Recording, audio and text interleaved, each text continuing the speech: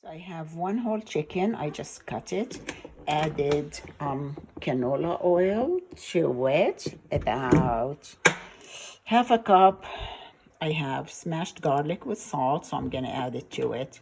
And I squeezed about 3/4 of a cup of lemon juice, so I'm gonna add that to it. So I'm adding lemon juice, oil, garlic, and salt, and I'll put it in the oven, in a pan in the oven at 400 degrees, and until it's brown.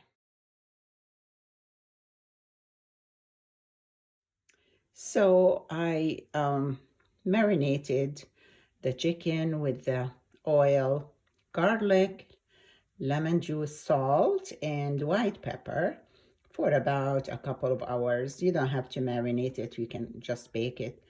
And now I preheated the oven to 375. I'm gonna stick it in the oven for about an hour, 15 minutes.